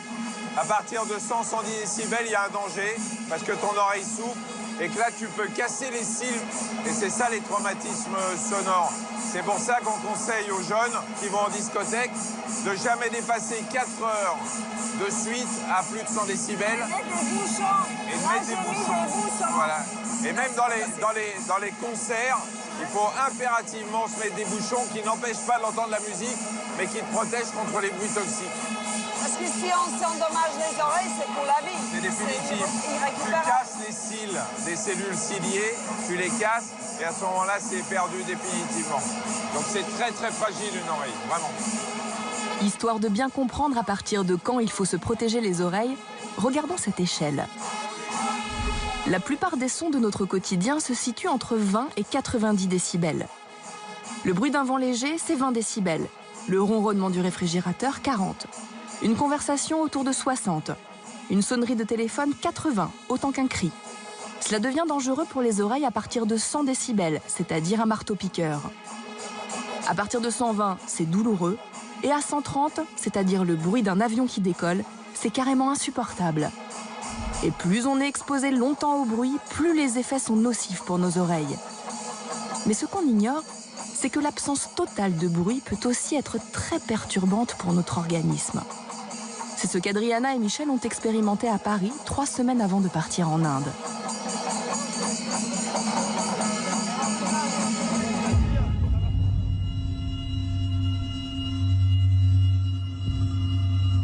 Des panneaux de laine de verre, un univers entièrement calfeutré qui ressemble à un film de science-fiction. Adriana et Michel se trouvent à l'IRCAM, l'Institut de recherche et coordination acoustique musique, dans ce qu'on appelle une chambre anéchoïque, c'est-à-dire sans aucun écho. Une chambre sourde. Ils vont rester là 15 minutes, dans le silence total. Enfin, en apparence. Car le cerveau a ceci de particulier qu'il ne supporte pas le silence. T'as dormi? Mais presque. Ça m'endort. Je crois pas presque, je crois que t'as dormi à un moment. Je suis partie, tu sais, c'est parfait pour faire une méditation. Ouais. Mais je pense pas que c'est silencieux complètement. J'entends des trucs, un fond de bruit. Non, c'est silencieux. Bruit de fond. Tu sais que quand tu te promènes partout, il y a forcément des bruits qui sont répercutés sur des voitures, des immeubles, etc. et qui te reviennent, ce qui nous permet de nous positionner un peu dans l'espace. Mais ici, ça absorbe complètement, il n'y a pas d'écho. Si tu fais ça, tu aperçois que le son est mat. Ouais. Mais est-ce que tu as entendu que le silence, toi? Non. Moi, j'ai pas entendu de silence. Quand je ferme les yeux, j'entends comme un bruit de fond dans le cerveau. Je sais pas si c'est dans les oreilles, dans le cerveau, comme si j'entendais mes neurones qui se connectaient.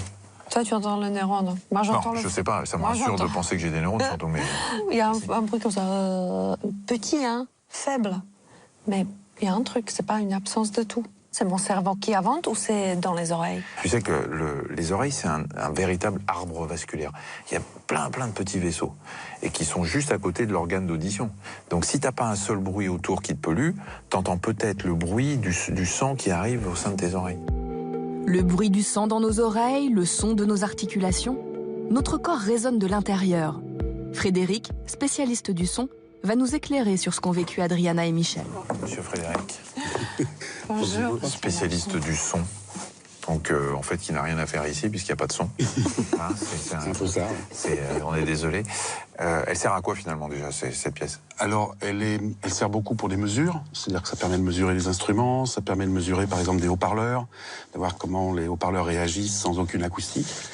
C'est une pièce qui pourrait être assimilée à du vide. C'est-à-dire que sauf qu'évidemment, on a 4 murs autour, mais disons que pour avoir la même sensation, il faudrait être dans un espace où il n'y a aucune cloison, aucune réverbération. Comme dans l'espace, quoi. Alors dans l'espace, c'est la chambre anéchoïque idéale. C'est-à-dire que vu qu'il n'y a plus d'oxygène, il n'y a plus de molécules, donc les sons ne peuvent plus se propager. Donc la plus grande chambre anéchoïque au monde est là où... Alors avec Adriana, on est resté là un quart d'heure. On a eu chacun des perceptions différentes. Dans la vie quotidienne, les oreilles elles nous servent à percevoir des choses extérieures qui ensuite vont aller dans le cerveau et vont nous permettre de percevoir le son. Là, on a l'impression que c'est dans le sens inverse. C'est-à-dire que c'est notre cerveau qui va générer... Puisqu'il n'y a pas de bruit extérieur et que tu entends quand même quelque chose, c'est qu'il y a forcément... Ça vient de quelque part. Donc ça viendrait du cerveau qui, lui... enverrait les sons jusqu'à nos oreilles et qui nous donnerait l'impression que finalement ça vient des oreilles. Toi, t'as la même chose? Il y a un moment, j'ai eu une sensation de perte d'équilibre très fugace. Pourtant, tu étais assis, hein? Et j'avais les yeux fermés. Donc, à un moment, j'ai eu les yeux fermés et j'ai eu l'impression de vaciller un peu. Probablement parce qu'on a besoin aussi des sons pour se repérer. Alors, on n'est pas des chauves-souris. Vous n'avez plus de référence. Mais on n'a aucune référence. Et les échos qu'on perçoit de façon très inconsciente, qui rentrent quelque part et qui reviennent, nous permettent aussi de nous orienter dans l'espace. Or là, il n'y a rien, quoi. Et j'ai eu vraiment une impression, ça a duré un dixième de seconde, mais j'ai eu l'impression que j'allais tomber. Alors, tu sais, je pense qu'il y a des gens qui seraient très mal à l'aise, beaucoup plus mal à l'aise que nous. Nous, on n'a pas ressenti d'oppression particulière ici. Moi, j'ai presque adoré. Hein. Elle s'est endormie, pour vous dire. Il y a des gens qui seraient peut-être mal à l'aise ici. Ce sont ceux qui sont des surhommes ou des surfemmes de l'audition. Il y en a un qui s'appelle Yann Lecoeur et on l'appelle même l'oreille d'or. Toute la journée, les bruits nous assaillent. Klaxons, cris, crissements, brouhaha de foule. Nous n'y prêtons même plus attention. Mais pour certains, cela peut devenir un vrai calvaire. C'est le cas de Yann Lecoeur. Les voitures qui freinent, les bus qui freinent, les bruits des disques de frein sont des bruits typiquement ça qu'on vient juste d'entendre. Là. C'est des bruits très stridents et très haute fréquence qui sont vraiment pénibles pour moi. Yann est ce qu'on appelle une oreille d'or, un champion de l'audition. Ils sont très peu comme lui dans le monde. Son oreille d'or, il en a fait son métier. Sa spécialité, c'est de peaufiner le son de nos chaînes hi-fi, de nos téléphones portables, de nos casques audio. C'est à Séoul, la capitale de la Corée du Sud, à 9000 km de chez nous, que Yann travaille en ce moment pour un constructeur automobile. Quand vous écoutez de la musique au volant, c'est encore lui qui en a sculpté le son. Mon travail, c'est de ressentir ce qui se passe au niveau de la musique et d'entendre par moi-même les problèmes qu'il faut corriger. Tant que la musique ne me satisfait pas, avec mon oreille, le son n'est pas suffisamment bon. Sur ce modèle, voilà à quoi ressemblait le son de l'autoradio dans sa version initiale.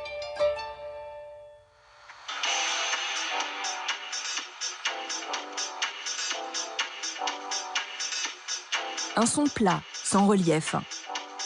Et voici ce que cela donne après l'intervention de Yann.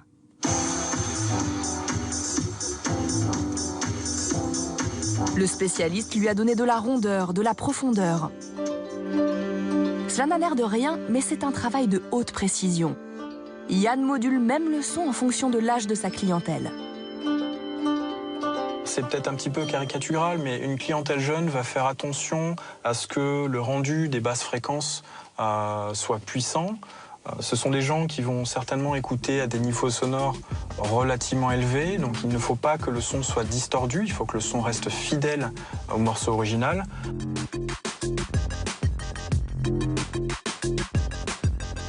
Une clientèle un peu plus âgée, on va dire 35-45 ans, va plutôt faire attention à ce que le son soit raffiné, à ce que l'aigu, donc les hautes fréquences, soient définies.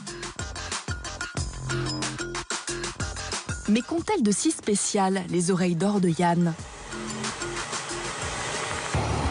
Pour comprendre comment il entend, nous lui faisons passer un test.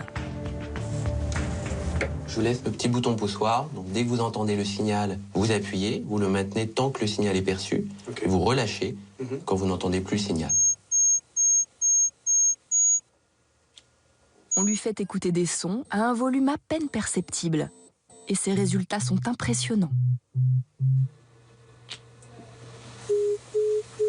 L'oreille est tellement bonne qu'en fait, la monsieur pourrait entendre encore moins fort, mais la machine ne permet pas d'aller moins fort. Vous avez déjà vu ça? Pour le moment, non.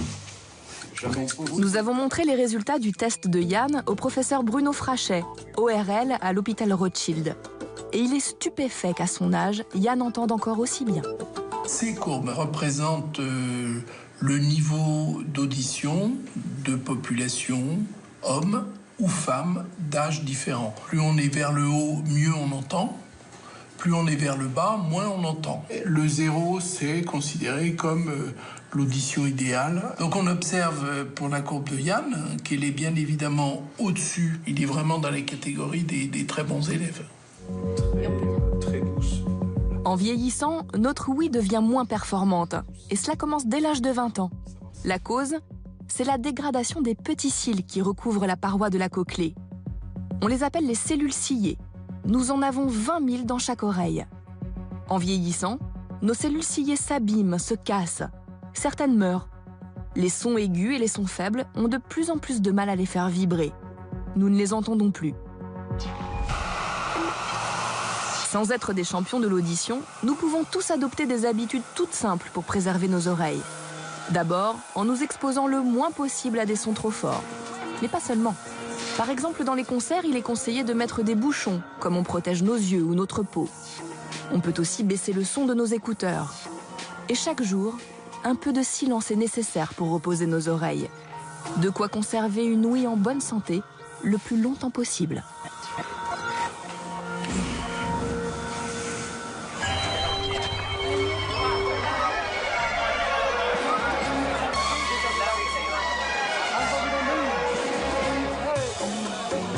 En Inde, Adriana et Michel poursuivent leur exploration des sens avec l'odorat. En plein cœur d'un marché aux fleurs, leur nez d'occidentaux a de quoi s'affoler. Jasmin, rose, lotus, pétales de soucis ou encore chrysanthème, les fleurs s'étalent par kilos. Une démesure à la hauteur du nombre d'habitants dans cette région, le Kerala. 33 millions de personnes.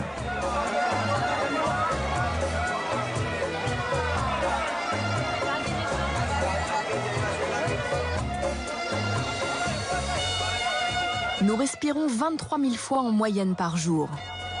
Mais comment notre odorat fonctionne-t-il exactement? Et à quoi nous sert-il au quotidien? Ce sont tous les odeurs. On est presque agressé tellement il y a d'odeurs différentes là. Ça c'est jasmin, c'est sûr. C'est du jasmin. Ouais. C'est que l'odorat, ça nous permet de sentir, bien sûr, tout ce qu'on a. Ça nous permet de sentir le corps de l'autre, ça nous permet de sentir nos odeurs à nous, ce qui est très important. Mais ça permet aussi de se défendre. C'est comme ça d'ailleurs que les animaux savent en respirant, en sentant un petit peu ce qui est comestible, ce qui est bon pour eux, ce qui ne l'est pas. Mais pour nous, ça évite le danger. Imaginez, il y a le feu, on le sent, ou fuite de gaz. Fuite de gaz, pareil. Heureusement, ça nous alerte du danger, mais ici, c'est plutôt des odeurs incroyables. Ça sent?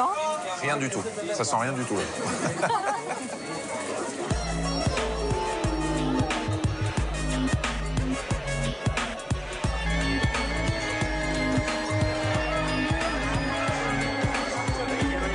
Adriana et Michel ont besoin d'un peu d'aide dans ce dédale de parfums. Ils ont rendez-vous avec Chital, née et artiste parfumeur aux performances olfactives hors du commun.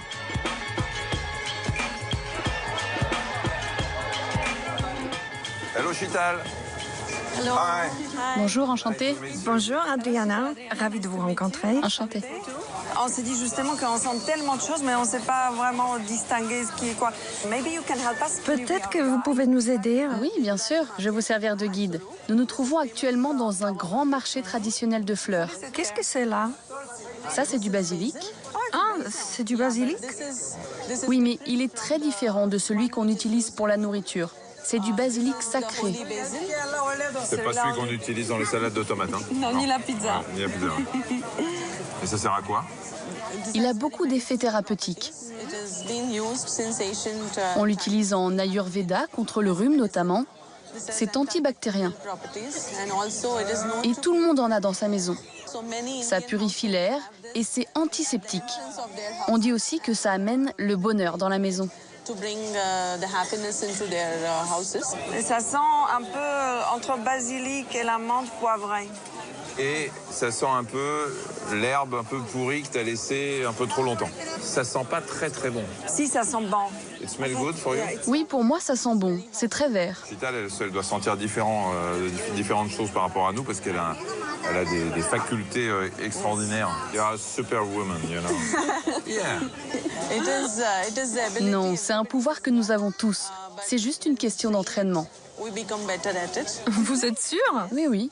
Alors nous, on est théoriquement capable, avec toutes ces cellules qui se trouvent ici entre les deux yeux, de sentir des milliards d'odeurs. Sans savoir ce que c'est vraiment. Sans savoir ce que c'est, mais on doit pouvoir les sentir. Après, on peut distinguer théoriquement des milliers d'odeurs. C'est-à-dire entre deux odeurs, tu vois qu'il y a une petite différence. Ça, on devrait être capable de le faire des milliers de fois. Et en fait, nous, qui ne sommes pas entraînés et qui n'en avons pas de faculté particulière, on peut nommer une quarantaine d'odeurs à peu près. Tu peux genre dire ça c'est l'odeur de la menthe, ça c'est vanille, ça voilà, c'est autre tu peux le chose. citer. Alors que Chital, normalement, elle doit pouvoir citer, distinguer des centaines, voire des milliers d'odeurs différentes, mais elle est capable de les nommer, elle. En fait, je peux nommer 1000 à 2000 odeurs.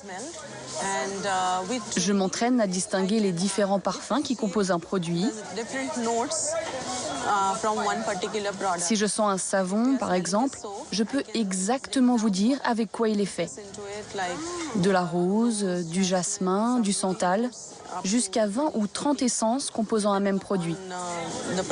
C'est comme reconnaître les odeurs ou des goûts dans le vin. Et d'ailleurs, on ne sent pas aussi les odeurs par la bouche? Si, c'est très important. D'ailleurs, il y a une partie des molécules, alors on dit qu'on sent 80% de ce qu'on sent passe par le nez et 20% par la bouche. Par exemple, quand tu avales quelque chose, que tu mâches quelque chose, ça libère des molécules qui vont passer derrière le voile du palais, la petite luette là qui est derrière, et qui va remonter aussi pour stimuler les mêmes filets. Parce que c'est connecté. Voilà, il y a un trou derrière, c'est pour ça que quand tu respires, l'air passe et descend vers le larynx. Là, les molécules vont remonter et vont aussi entraîner la sensation d'odeur. Chital, le marché pour vous, c'est une horreur, c'est un supplice.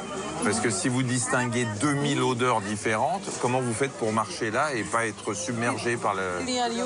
Non, parce qu'on est habitué à sentir beaucoup d'odeurs différentes. Vous savez, l'olfaction fonctionne très différemment des autres sens.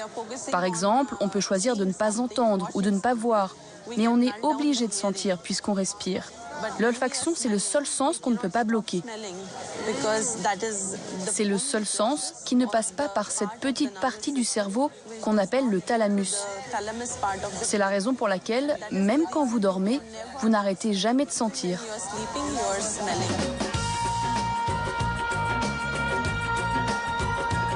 Notre odorat est donc le seul de nos sens qui ne soit jamais au repos.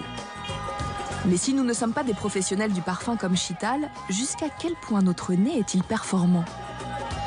Que vaut notre odorat, par exemple, par rapport au flair de certains animaux? C'est l'objet de la prochaine expérience que vont mener Adriana et Michel, à 200 km de là.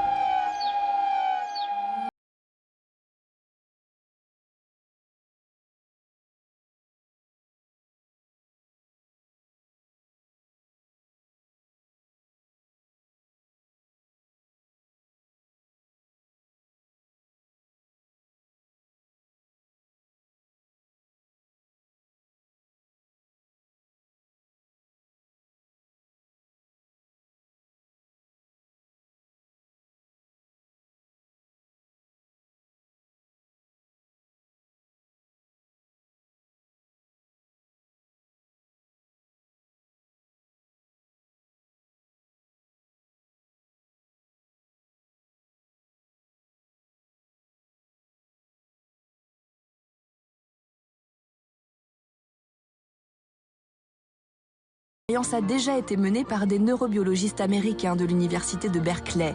Et les résultats sont surprenants. Nous allons tenter de reproduire le test. Si je te demande si d'après toi, le chien a un meilleur flair que nous, tu me dis quoi? Bien évidemment. C'est ce qu'on croit. Et effectivement, le chien, il a 1200 récepteurs de l'olfaction. Nous, on en a 400. Donc, a priori... Donc, il est gagnant jusqu'à-là. Même ce que je peux comprendre, c'est que peut-être notre cerveau analyse mieux la situation et que nous, on peut différencier les odeurs un peu mieux, peut-être. Et voilà, c'est ça la différence. C'est ce qu'on va essayer, de voir. Nous, on a un cerveau qui nous permet d'analyser, de mieux comprendre, d'interpréter les odeurs, alors que le chien, bien évidemment, sur le plan, ce qu'on appelle cognitif, il est moins fourni que nous. Et on va voir, on va faire un petit test avec lui, tu vois. Mais tu veux dire qu'on est comparable? Bah, on va se comparer, en tout cas. Hi, souris. Hello. Nice to meet you. C'est votre chien? Comment il s'appelle? Joe. Oh, il est fou. Est-ce que c'est la taille du nez compte? Parce que sinon, il va gagner à nouveau. Ah, quoi qu'avec toi, c'est comparable. Ah, c'est marrant, je m'y attendais un petit peu. Ce qu'on va faire, c'est qu'on va faire un circuit avec des morceaux de poisson. Je suis désolé, tu vas avoir les doigts qui vont puer. Hein. Et lui, il va les retrouver. Et lui, il va essayer de les retrouver. Regarde, il est déjà très excité. Ne regarde pas, Joe. On prend des petits morceaux qu'on essaye de répartir. On va essayer de créer un chemin un peu sinueux pour qu'il puisse retrouver tout ça. Pour la fin, regarde, la récompense. Ouais, d'accord. The Big One. On le met là. Ça commence là? Ici, là. Allez, cherche. Pour que l'expérience fonctionne, il faut que l'odeur soit bien reconnaissable par l'animal, d'où le choix du poisson. Ouais. Joe en suit sans problème la trace. Bravo! En 1 minute 30, l'affaire est pliée et il a tout mangé. C'est bien, Joe! Regarde, hop, il y en a là. Il va vite, hein? Eh oui. Ça, ah, celui-là, il est énorme, c'est la récompense. Eh oui, c'est le bon morceau. Bravo! Bon chien! Bon, comme quoi, ils ont dû faire. Ouais. Il va vite. Ah oui. Il a retrouvé pratiquement tout. Il en a laissé quelques-uns parce qu'il avait vu le gros morceau. Maintenant, le problème, c'est qu'on va essayer de voir si on fait aussi bien. Je te promets, c'est pas avec du poisson. Adriana et Michel n'auront que leur odorat pour suivre une piste parfumée. Ils auront donc les yeux bandés. Pas trop fort, Sourige, parce que là, j'ai les yeux qui sont passés derrière, là. Et ils porteront de gros gants pour éviter de sentir quoi que ce soit sur le sol. On est en Inde, il fait 30 degrés, on a des gants de ski. Pour que l'odeur soit aussi forte et reconnaissable pour eux que le poisson l'était pour le chien, ces cordes ont été imbibées toute la nuit d'huile essentielle de citronnelle. Ok. Zurich organise un petit parcours au sol. Désormais, Adriana et Michel ne peuvent se fier qu'à leur odorat. Go. Ok. J'ai perdu mon truc. Moi, j'ai perdu, moi aussi. En fait, il faut que tu fasses des petites respirations comme ça. Au sol, en plus de la citronnelle, des odeurs d'herbe et de terre se mélangent. Difficile de faire la part des choses. Ah là, il y a du curry, là. Il y a un oignon qui pousse en dessous. Moi, je pense que sur le mien, ils ont moins mis de citronnelle que sur le tien. Que moi, je sens rien. Enfin, si, je sens de la citronnelle partout. Peu patient, Michel triche.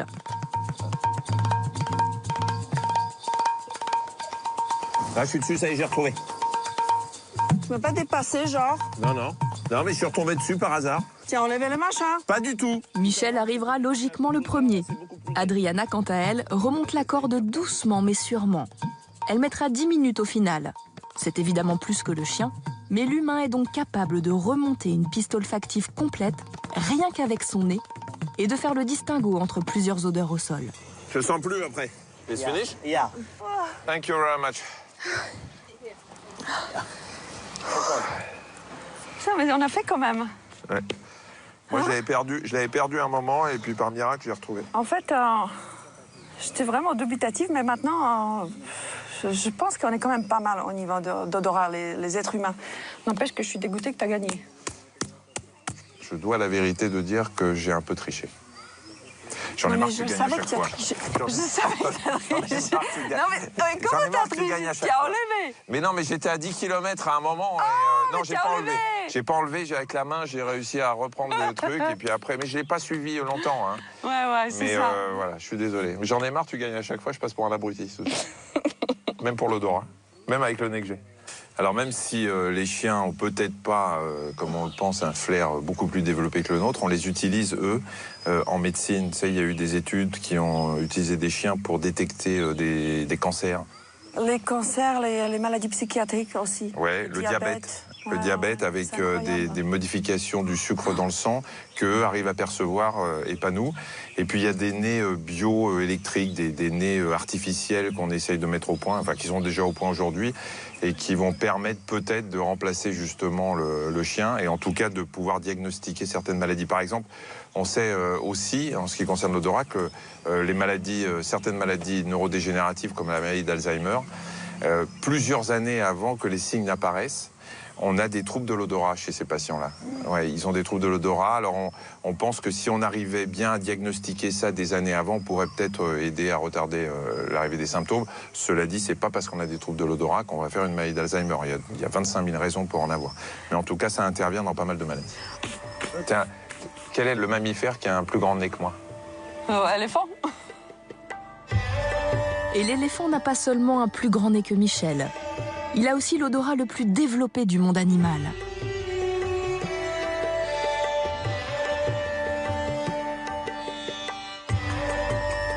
Impossible d'être en Inde et de ne pas croiser un éléphant de vraiment plus près. Adriana et Michel se mettent donc en route vers un orphelinat d'éléphants.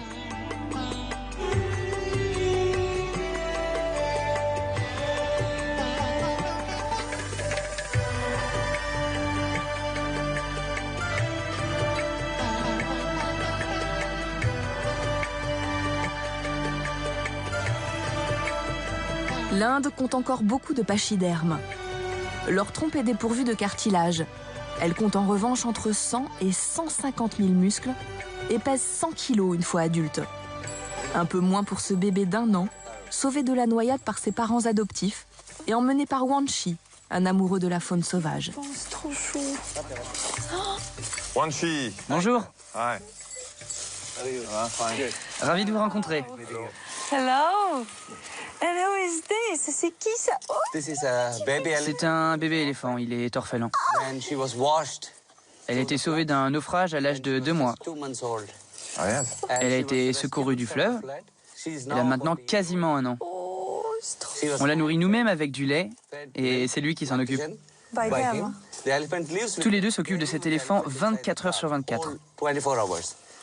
Et s'ils partent, l'éléphant se met à pleurer. Vous avez donc ici le papa de l'éléphant, et là c'est sa maman. C'est comme ça qu'ils vivent.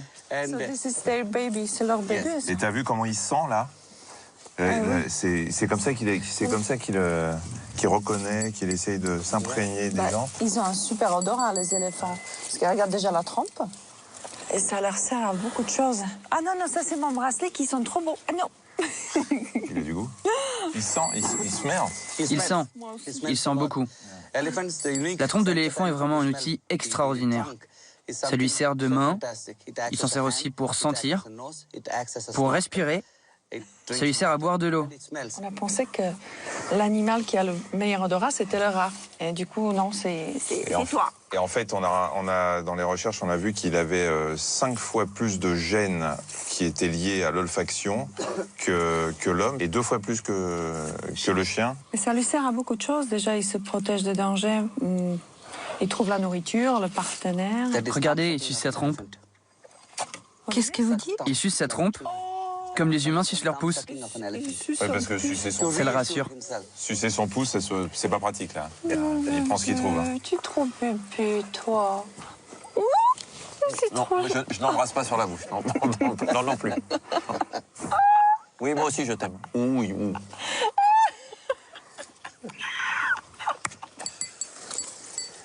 C'est une femelle, c'est une femelle. It's a femelle. Oui. Ouais, elle m'a pas fait ça, hein, tu as vu? Non, bah ouais. Dans 1 an environ, l'éléphant taureau gagnera sa liberté. Alors l'olfaction a une importance considérable sur le quotidien des éléphants, surtout eux, mais aussi sur le nôtre. Ça peut changer complètement notre comportement, certains parfums, certaines odeurs.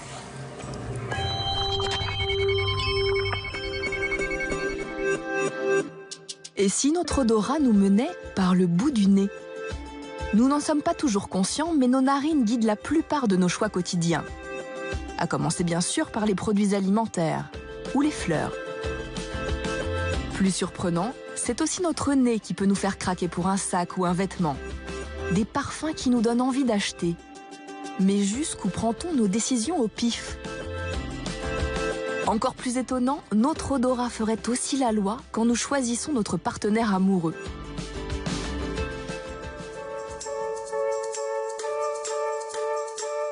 Dans un bar branché de Londres, une soirée d'un nouveau genre où l'on propose à des célibataires de se laisser guider par leurs narines pour trouver l'âme sœur.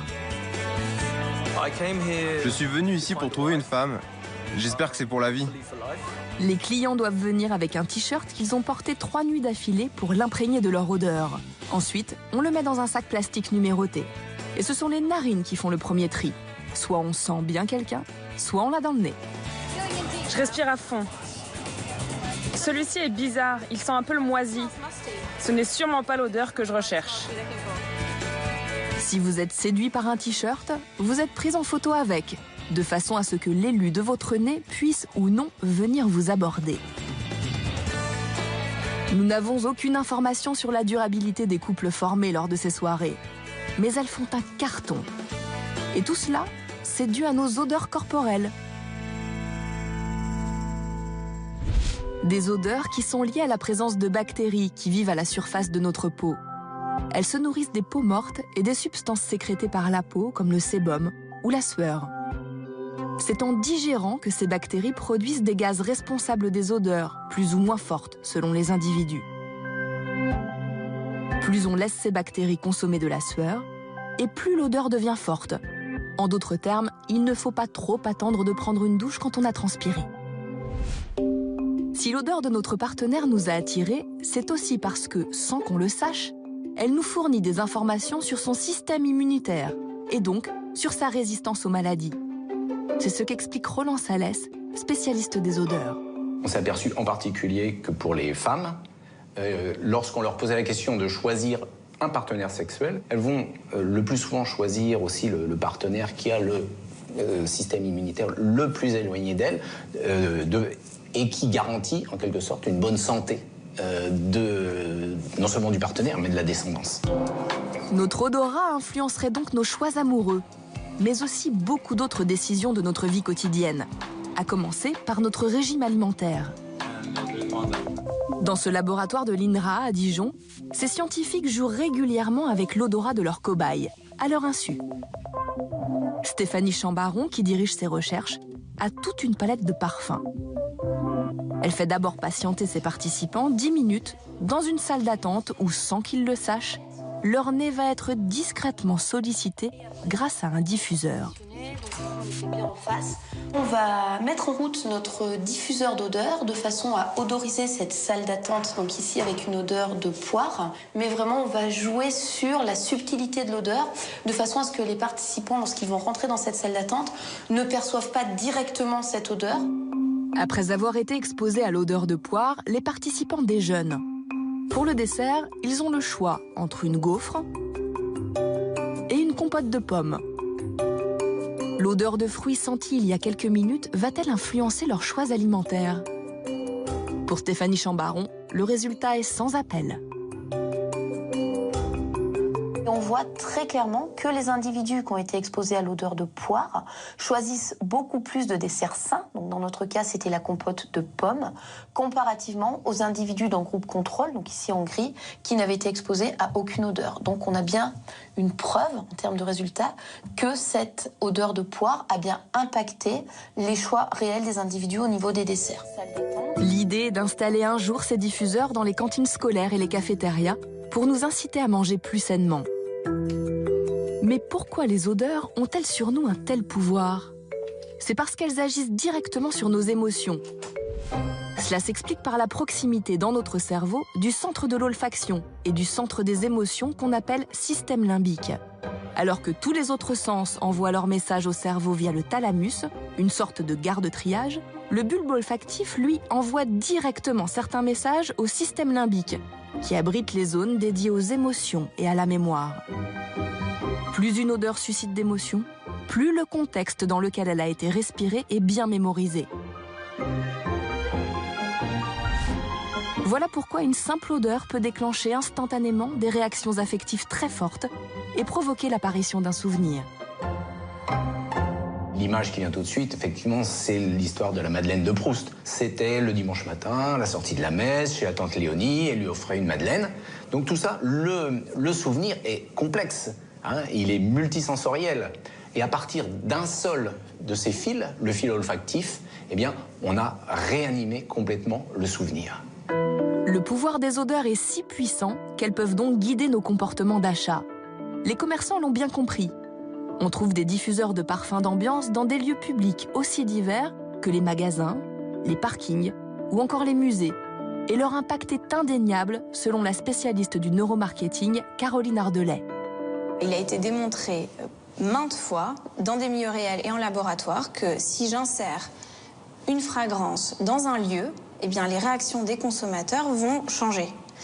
Donc, ça peut être des expériences toutes simples où, par exemple, on va diffuser une odeur de fleurs d'oranger dans une salle où on présente des sacs à dos tout simples à des étudiants.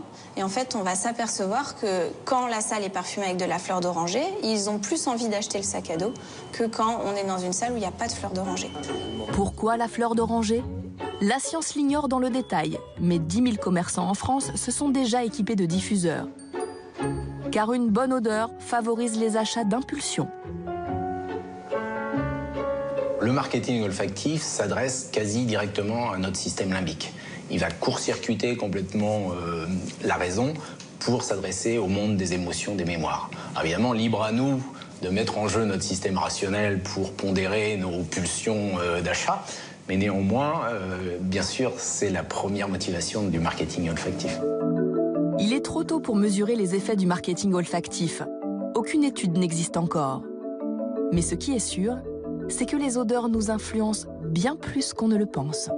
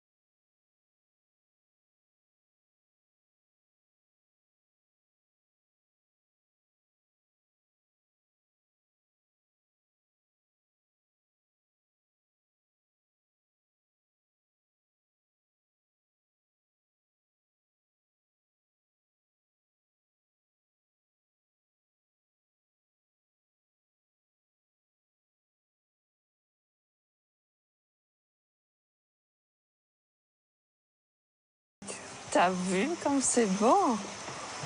Tu m'as préparé une surprise? Regarde, ah oui, je t'ai fait préparer un magnifique pique-nique, typiquement indien. Qu'est-ce que c'est? Déjà avec rien, avec les couleurs. C'est beau, hein? Assieds-toi. C'est beau en couleur, ainsi. Ah, voilà, parce que tu sais quoi, les Indiens, évidemment, ils mangent très, très épicé. Et ils sont tellement attachés à leurs épices que quand ils voyagent, ils amènent les épices avec eux. Ça s'appelle un spicy box. Tu te rends compte? Rien que le mot spicy, déjà, ça me... Tout est épicé, je crois. Là, tiens, cumin, ça va. Curcuma, moutarde, ça peut être épicé. Ça, c'est le piment rouge. C'est la même chose, mais c'est pas en poudre. Le tueur, ce qui pique le plus, c'est le piment vert. Et après, tout ça, c'est des petits légumes. Ça me pique les yeux, déjà. Ouais, c'est des petits légumes, mais même... Tous tes plats sont tellement épicés que tu ne peux pas savoir. Regarde, par exemple, on va goûter ça. Je sais que il y a tamarin, gingembre, des petits oignons. Alors, ça pique? Non mais fais pas semblant, ça pique. Attends, je vais voir, attends.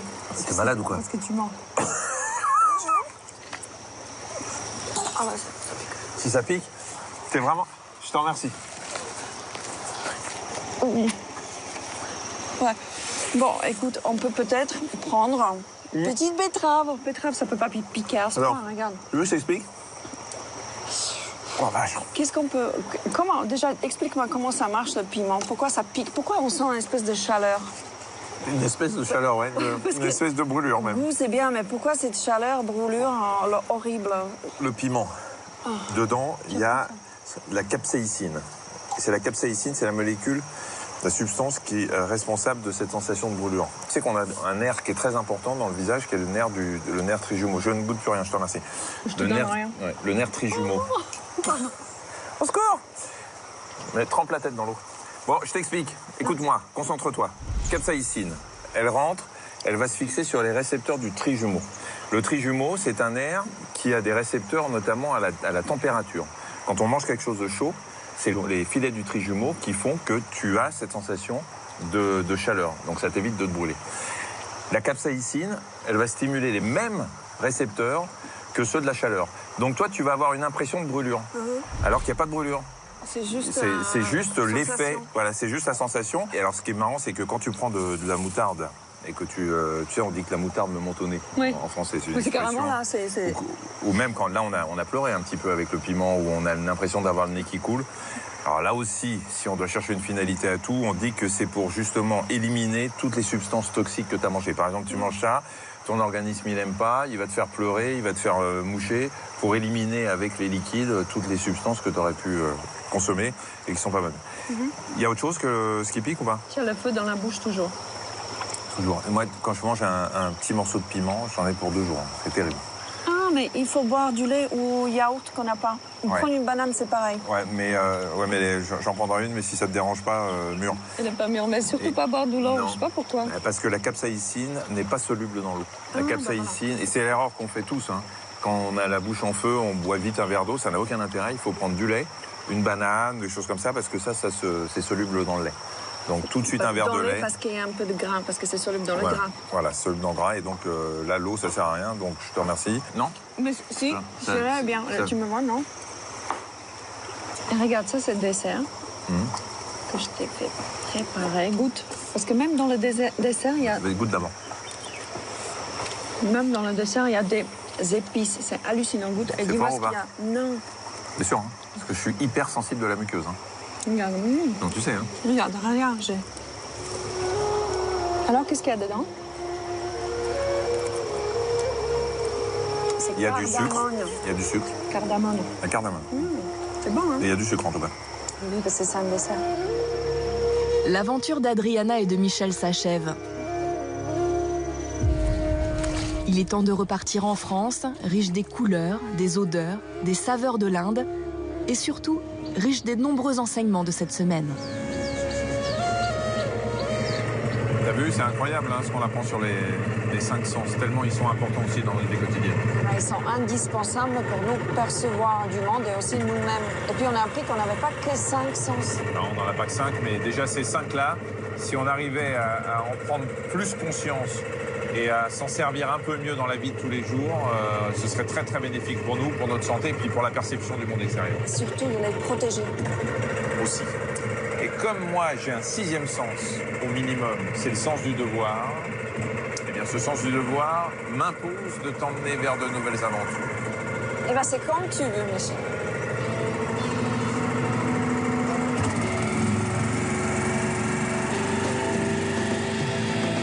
Ready for the sound? OK. OK. Bonne humeur, amusement, rigolade. Tais-toi et moi je suis moi. Tais-toi et moi je suis moi. Ne me dis pas que tu n'as pas sorti cela encore aussi. Sans ça.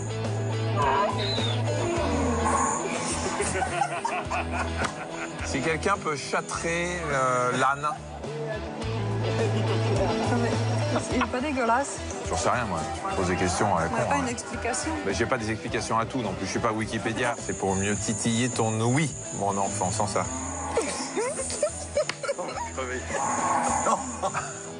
Voilà, c'est ce qui fait que tu m'as fait mal. Tu aurais pu boucher, ça aurait été rigolo.